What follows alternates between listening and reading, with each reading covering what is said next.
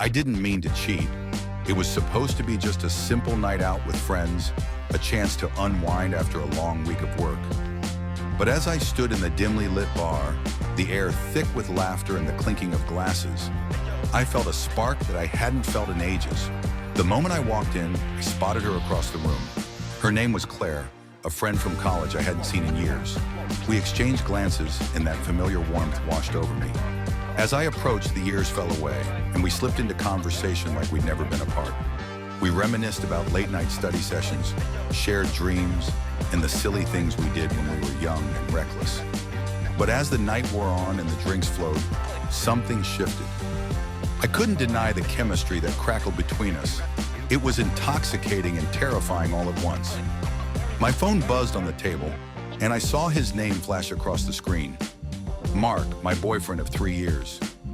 I hesitated, my heart racing. I loved him, didn't I? But in that moment, as Claire laughed at one of my jokes, I felt a pull towards something I thought I'd lost. We moved to a quieter corner of the bar, our laughter mingling with the soft music. I found myself leaning closer, drawn in by her warmth and the way she made me feel alive. My phone buzzed again, and I ignored it, the guilt creeping in, but overshadowed by excitement. The night spiraled into a blur. We ended up at her apartment, the air charged with unspoken tension.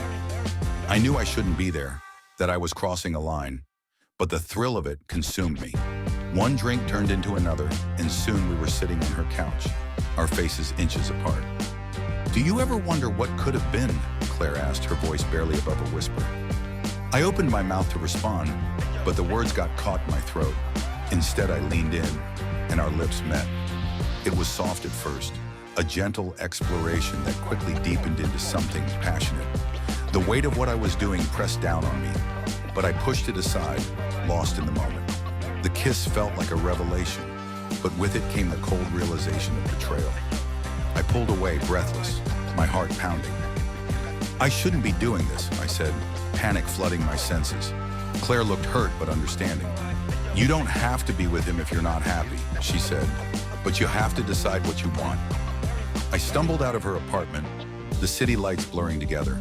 My phone was still buzzing, a constant reminder of my life waiting for me. I could still feel Claire's warmth on my lips, a stark contrast to the chill that enveloped me as I stepped outside. When I finally answered Mark's call, his voice was laced with concern. "Where are you? I've been worried." I'm on my way home," I replied, my heart sinking. The truth was lodged in my throat, suffocating me. "Are you okay? You sound different," he said. "Yeah, just a long night," I managed to say, the weight of my betrayal hanging over me like a storm cloud. As I walked through the door of our apartment, the familiarity of it felt foreign. Mark was sitting on the couch, his face lighting up when he saw me. But all I could think about was how I betrayed him in the worst way possible. "I missed you," he said, reaching for me.